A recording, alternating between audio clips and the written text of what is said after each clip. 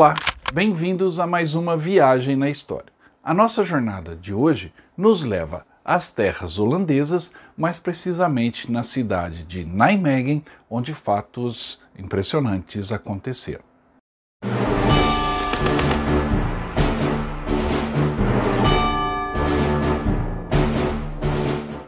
Esta é uma daquelas histórias de guerra que nos surpreendem. A Holanda foi ocupada pelos alemães desde 1940, durante a Segunda Guerra Mundial, e libertar o país não foi uma tarefa muito fácil. Muitas batalhas ocorreram em solo holandês, inclusive a famosa Operação Market Garden, que deixou marcas profundas na Holanda até hoje. Para falar o que aconteceu em Nijmegen, nós fomos recebidos pelo meu cunhado, o Han de Loop, que mora próximo a Nijmegen, na cidade de Roterdã. O Han e a Érica nos guiaram pela cidade e nos contaram essas histórias impressionantes, que eu vou repartir hoje com você. O Han nos recebeu em Nijmegen e começamos a contar um pouco da história da cidade, especialmente na Segunda Guerra Mundial. Comecemos então pelos fatos que ocorreram durante fevereiro de 1944, quando a cidade foi bombardeada por engano pelas forças americanas. O bombardeio de Nijmegen, 22 de fevereiro de 1944, foi feito pelas forças aéreas do Exército dos Estados Unidos. Em termos de número de vítimas, foi um dos maiores bombardeios de uma cidade holandesa durante a Segunda Guerra Mundial. Oficialmente, quase 800 pessoas, todos civis, morreram acidentalmente devido a bombardeios imprecisos. Mas o número real de mortes provavelmente foi maior, já que muitas pessoas atingidas estavam escondidas dos alemães e não puderam ser contabilizadas. Uma grande parte do centro histórico da cidade foi destruída, incluindo a igreja de St. Stephen e a estação ferroviária de Nijmegen. No entanto, o governo holandês no exílio, em Londres, omitiu esse bombardeio, deixando os sobreviventes com pesar e perguntas não resolvidas. Embora as autoridades sustentem há muito tempo que foi um bombardeio errôneo, como se Nijmegen fosse o alvo errado, pesquisas históricas mostram que o ataque foi intencional, mas mal executado. Originalmente, um ataque planejado à cidade alemã de Gotha, onde existiam fábricas de aviões para a Luftwaffe, estava planejado. E nos dias 20 e 21 de fevereiro ocorreram os primeiros ataques a esta cidade alemã. Na época, era comum as forças aéreas aliadas atacarem alvos secundários, se o alvo principal não pudesse ser alcançado. Estes alvos secundários foram chamados de alvos de oportunidade. Um desses alvos de oportunidade, caso o alvo principal não fosse atingido com os bombardeios, era a estação ferroviária de Nijmegen, porque os aliados sabiam que os alemães a estavam usando para transporte de armas. Às 9h20 da manhã de 22 de fevereiro de 1944, 177 americanos B-24 Liberators, escoltados por dezenas de P-38, P-47 e Mustang P-51, decolaram do aeroporto da Royal Air Force de Bungay, perto da cidade de Flixton, em Suffolk. Eles voaram na direção da cidade alemã de Gotha, onde a fábrica estava produzindo caças Messerschmitt e outros aviões. Como as nuvens estavam excepcionalmente altas, as aeronaves tiveram problemas e se perderam. Em consequência, um número considerável de bombardeiros interrompeu a missão após 15 minutos da decolagem.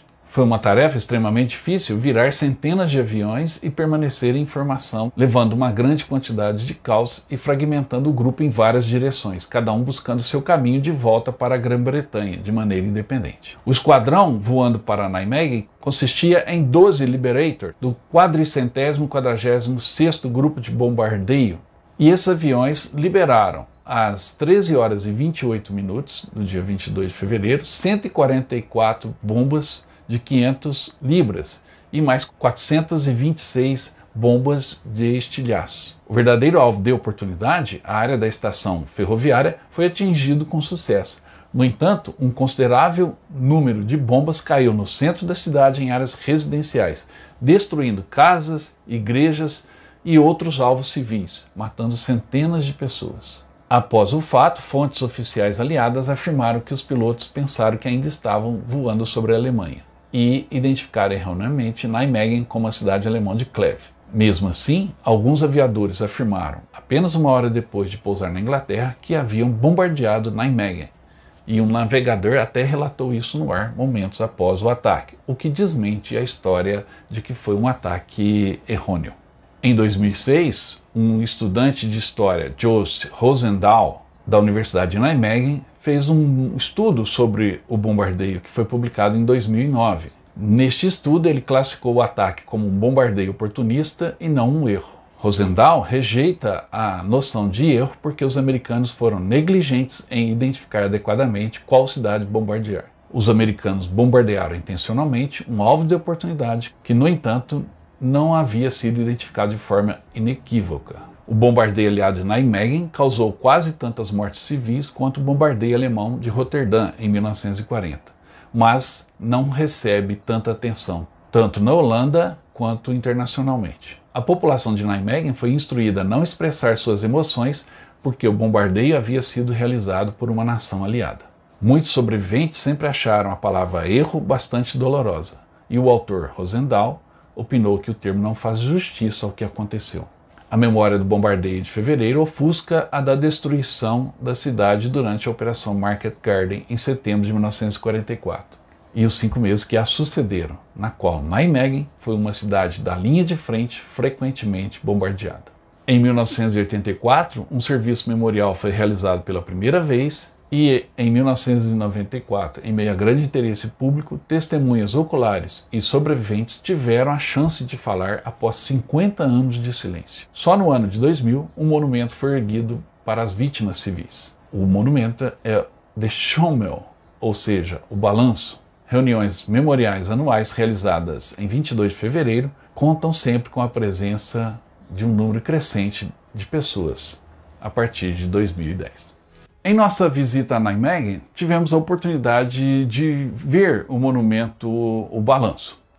Ele está localizado em um shopping movimentado no centro da cidade e em meio a toda aquela modernidade, aquele comércio vibrante, as pessoas celebrando a vida, tem esse monumento que lembra das vítimas, de parte das vítimas inocentes desse bombardeio. E o Han vai nos contar melhor essa história. Então, a cidade de Nijmegen é muito perto da Alemanha. Sim. E isso é um problema, porque no dia 22 de fevereiro de 1944, os aliados já começaram a preparar para o dia D. Certo. E uma coisa que estavam fazendo é, com bombardeiros desde a Inglaterra, destruir fábricas de aviões na Alemanha. Ok. Então, este 22 de fevereiro, decolaram em Inglaterra quase 200 B-24 Liberators para fazer um bombardeio na cidade de Gotha. Gotha, na Alemanha, onde tinha uma fábrica importante de aviões. O clima era difícil, então muitos destes aviões ficaram perdidos. Se perderam no ar antes de chegar a seu alvo na Alemanha. Okay. E aí a ordem era voltar e, se der, pegar algum alvo. Achar algum alvo. Exatamente. Não trazer as bombas de volta, né? Por favor, não. Também porque é muito difícil pousar com bombas. Sim. Então, aí eles viraram e buscaram um alvo. Ok. E aí começa a controvérsia. Os bombardeiros norte-americanos que fizeram isso. Sim.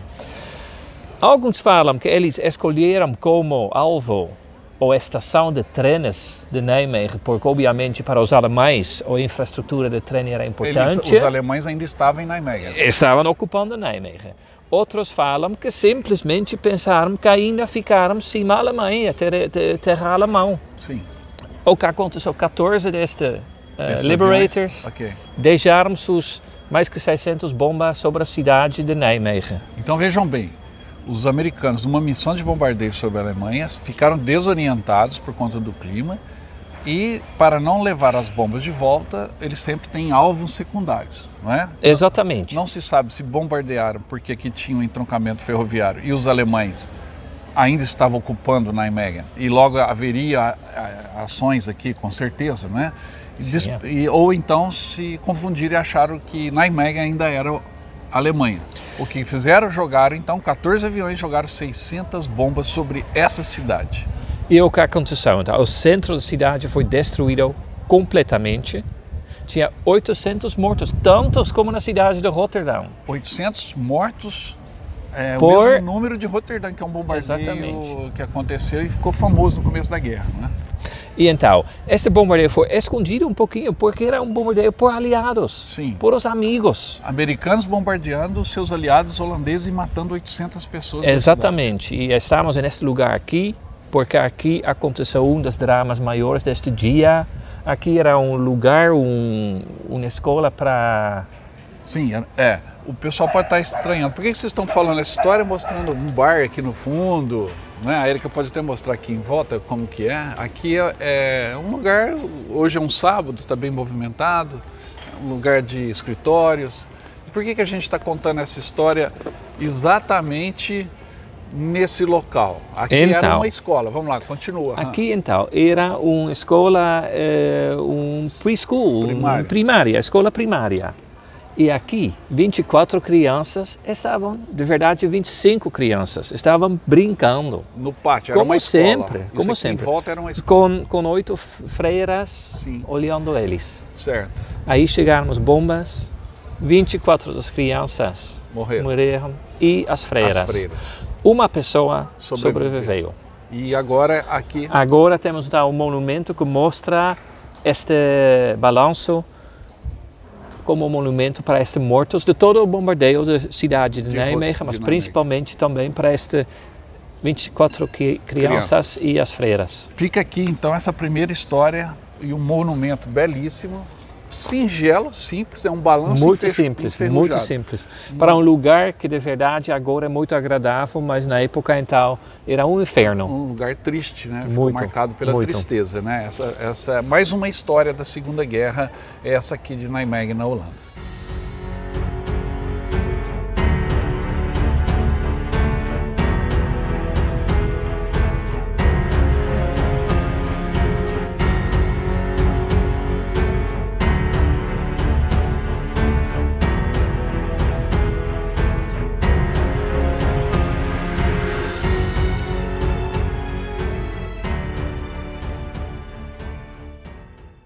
E além dessas marcas que estão aí no Monumento do Balanço e também nessas marcas nos locais onde as bombas caíram, pela cidade existem muitos outros monumentos, ou seja, a memória do bombardeio, embora tenham tentado apagá-la, ela continua muito viva em Nijmegen.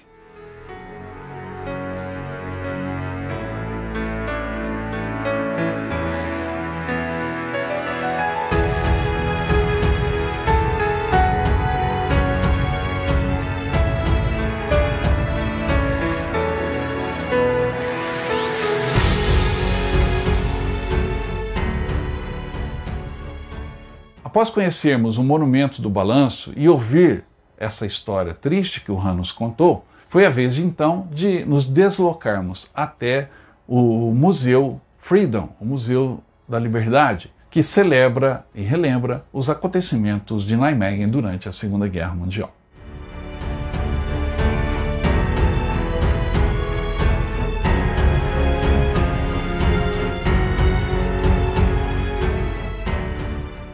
Atendendo esse convite do Han para a gente conhecer aqui essa parte da Holanda, ele gentilmente está conosco nesse dia. Ô Han, aqui é o Museu da Batalha... Da Liberação, de verdade falamos. Da cidade de Nijmegen. Né? Talvez temos que explicar. Estamos aqui a menos que 10 quilômetros da fronteira da Holanda e Alemanha. Então, estamos na Holanda, mas muito perto da Alemanha. Sim. E então, obviamente, a cidade de Nijmegen sempre tinha um parte importante na guerra, porque aconteceu muito aqui. E este museu, que tem uma forma de um paracaídas, sim, mostra um pouco a história de tudo o que aconteceu na Segunda Guerra Mundial aqui na zona de Nijmegen. Você nunca visitou esse museu? Nunca visitei, reabriram faz pouco tempo e primeira vez. Mas você morou em Nijmegen? Não, mas eu tinha amigos aqui, a zona conheço bem. Vinha bastante aqui. Bastante. E a história da cidade impressiona, né, Han? Não só pelo museu. Né? Não, é a cidade mais antiga da Holanda, sim, que já foi, que começou com os romanos. Sim. Que tinha seu limite aqui perto, porque o norte era com tribos difíceis, que não quiseram formar parte Império Romano. Então já começaram lutando. Exatamente. E lutaram até o final de 1940. E, bom, de verdade, vamos falar talvez depois que este museu tem algo que ainda tem um pouco de luta, não? Ainda tem, com certeza. A resistência continua. Exatamente. Muito bem. Então vamos lá conhecer o museu. Vamos entrar no museu, vamos ver o acervo deles, mas também a forma que eles contam a história, porque é um pouco diferente de muito museu. Com certeza.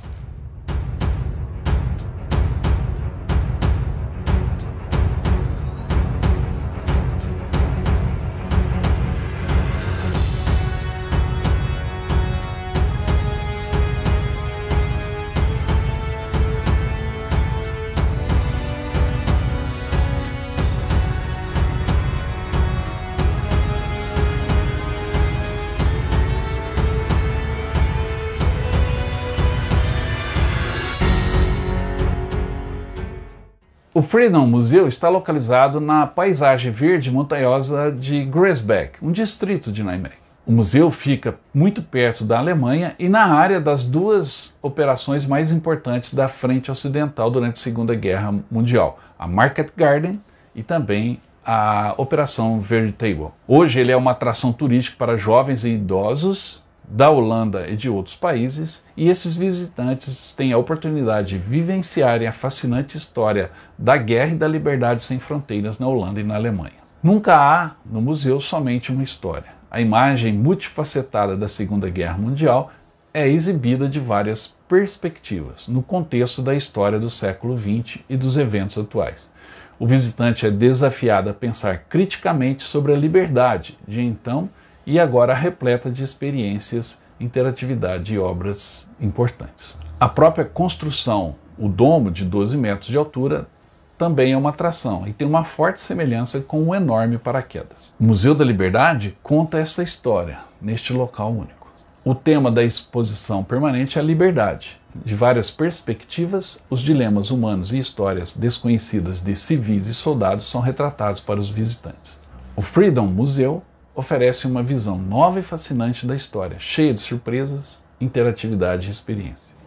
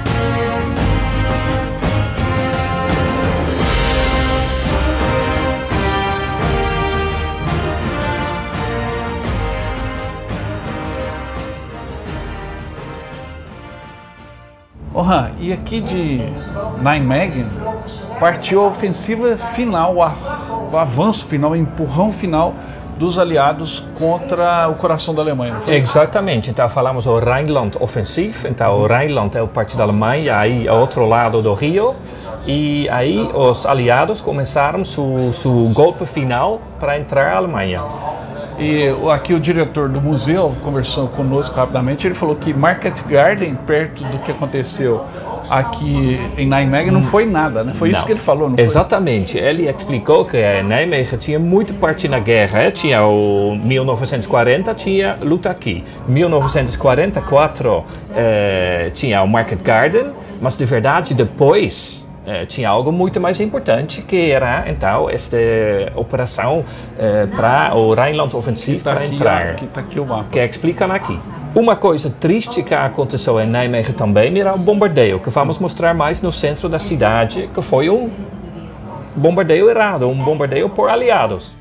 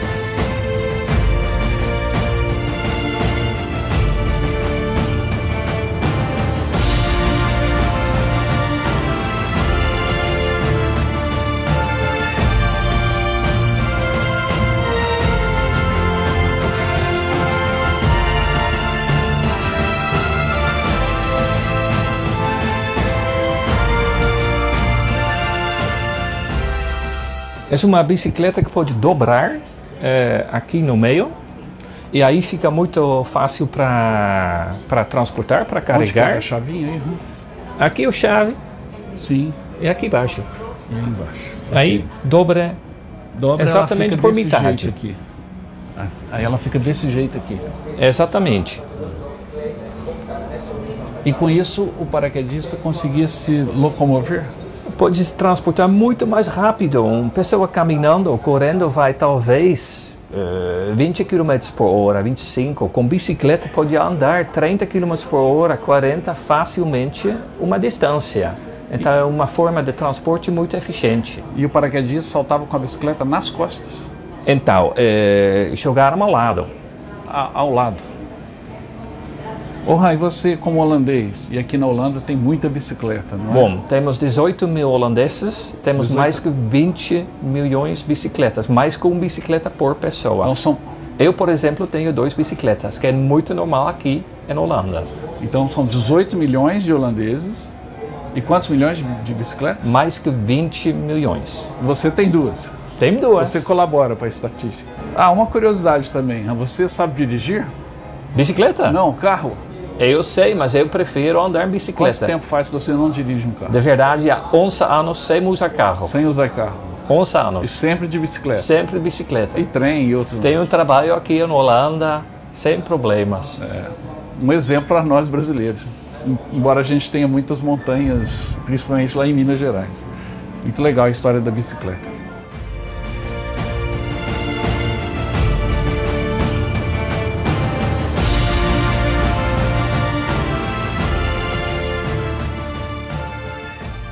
A visita ao museu foi muito proveitosa. Realmente ele conta a história de uma maneira um pouco diferente e com muita interatividade.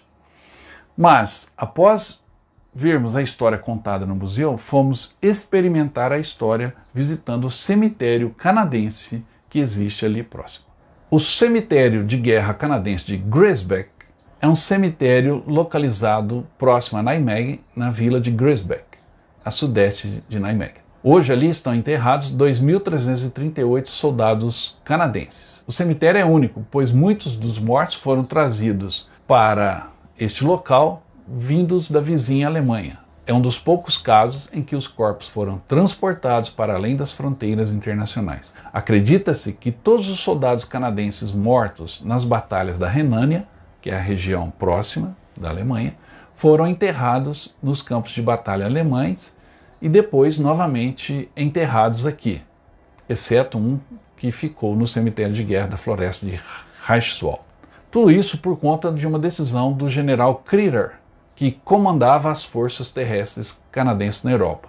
Esse general ordenou então que todos os mortos canadenses não ficassem enterrados em solo alemão. Então todo soldado canadense que morreu durante a ofensiva final contra a Alemanha e morreu em terra alemã foram inicialmente enterrados ali, mas foram depois trasladados para esse cemitério em Groesbeck, próximo a Nijmegen. O cemitério, além das lápides, tem também uma cruz do sacrifício. Milhares de crianças holandesas cuidam dos túmulos dos soldados enterrados ali, como fazem em toda a Holanda. Dentro do cemitério fica o Memorial Groesbeck, que homenageia os membros das forças terrestres da Commonwealth, que morreram durante a campanha no noroeste da Europa.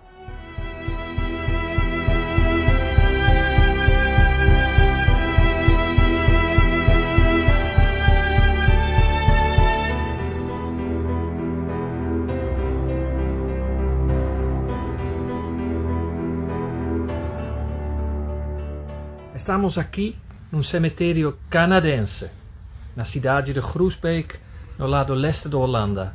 Os canadenses para a Holanda são muito importantes na Segunda Guerra Mundial. Eles liberaram uma grande parte do país. Não foram os ingleses, não foram os norte-americanos, foram os canadenses que deixaram suas vidas para liberar a Holanda. Os canadenses chegaram em números grandes e até que tinha uma música.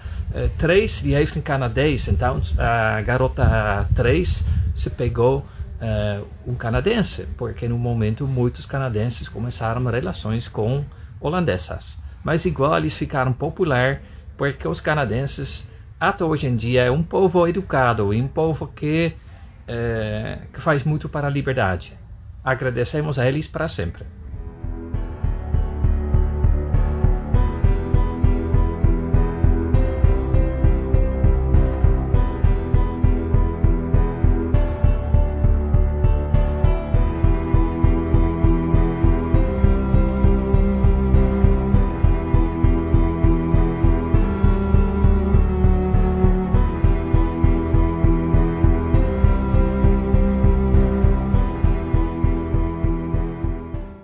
Bom, depois de um dia tão repleto, quando estivemos no Memorial do Balanço, no Museu Freedom e também no cemitério canadense, o Han nos convidou então para provarmos o delicioso croquete holandês, que eu sempre como quando estou ali na Holanda, e se você tiver a oportunidade, aliás, está convidado a ir conosco para Holanda, Bélgica, França, nos nossos roteiros para 2022. Lembre-se que estaremos indo para vários destinos de história militar. Normandia, Itália, Alemanha.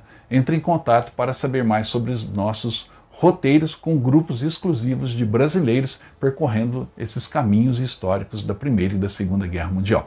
E quando estamos na Holanda, e vamos passar na Holanda em um desses roteiros, nós sempre provamos o croquete holandês, que é uma delícia, bem diferente do nosso aqui, muito gostoso. E após provarmos o croquete holandês no jantar, fomos então passear pelo calçadão, onde as baladas acontecem ali em Nijmegen. Olhem o vídeo que eu fiz da noite em Nijmegen. Como que os holandeses vão para as baladas? Obviamente de bicicletas, e muitas bicicletas na porta dos locais mais movimentados, o que reforça aquela visão que eu passei para vocês no programa anterior sobre a relação do holandês com a bicicleta. Algo incrível que a gente precisava copiar. Eram essas as histórias de Nijmegen que eu queria repartir com vocês. Agradeço ao Han e à Érica por nos acompanharem o tempo todo na visita na cidade e por nos narrarem essas histórias impressionantes. Espero que você tenha gostado do programa. Se você gostou, dê um like no vídeo. Não se esqueça também de se inscrever no canal e deixar um comentário dizendo o que achou destas histórias. E ao fazer o comentário, não esqueça de dizer que quer concorrer aos brindes, pois são vários livros de autores brasileiros que os enviam aqui para o programa para que eu possa divulgá-los e também sortear para os inscritos aqui no canal. Como, por exemplo, o livro do J.B. Rosa Filho, 1943, Nazistas no Brasil, que será sorteado na próxima live, que vai acontecer agora, no primeiro domingo de dezembro, e vocês estarão concorrendo a este livro. Como também ao livro Batalha de Montese, do Capitão Simonal. Um abraço ao capitão. Esse livro fala da participação do Brasil na Itália, especificamente da Batalha de Montese. Um belo trabalho do Simonal. Outro livro muito interessante é o Entre Duas Pátrias, organizado pelo Anísio Ciscoto Filho, que traz a história dos brasileiros e sul-americanos que lutaram a Primeira Guerra Mundial. Uma história pouco conhecida, um livro muito interessante. E eu queria aproveitar e agradecer aos outros livros que eu tenho recebido aqui no canal. O Anísio me enviou um outro livro, que eu já falei dele rapidamente, eu estou terminando a leitura, Operação Brazilian Billows. Esse livro fala do financiamento e da partilha dos brasileiros e argentinos apoiando a Royal Air Force, a Força Aérea Britânica, na Primeira e na Segunda Guerra Mundial. Algumas histórias muito interessantes que em breve estarei repartindo com vocês. O livro é bem bacana, bem ilustrado e traz aí umas curiosidades que envolvem a RAF e os brasileiros. Outro livro que eu acabei de receber foi do meu amigo o Mauro, lá de Petrópolis. O Mauro esteve aqui em Paraíso junto com seu primo Mário, eles estarão viajando conosco para a Normandia em 2023, e o Mauro me trouxe a história de Petrópolis, que é uma cidade que eu quero muito conhecer. Em breve estarei indo até Petrópolis e vou ler um pouquinho para saber a história de Petrópolis, e depois estarei fazendo um programa lá em Petrópolis para vocês aqui do canal. E eu queria agradecer também especialmente a Maria de Lourdes Calduro. Ela é filha do general Mário Fernandes, que escreveu esse belo livro, Chavantes na Itália. Uma narrativa muito interessante, com episódios que eu desconhecia dos brasileiros durante a Segunda Guerra Mundial na Itália. O general escreveu esse livro na década de 70 e, segundo o que a Maria de Lourdes me escreveu aqui, esse livro foi radiofonizado pela Rádio Guaíba, lá no Rio Grande do Sul. Tamanho interesse as histórias aqui narradas pelo general em primeira pessoa trouxeram para todos os brasileiros que querem sempre saber mais sobre a participação da FEB na Itália. Chavantes na Itália. Muito obrigado a Maria de Lourdes, parabéns pelo livro que o seu pai, saudoso pai, escreveu, e é uma honra para mim tê-lo aqui na minha biblioteca. Então não se esqueça, se inscreva no canal, deixe o seu comentário dizendo que quer participar do sorteio e também compartilhe e divulgue o nosso canal para o Viagem na História cada vez mais longe. E eu volto logo com mais histórias. Até mais!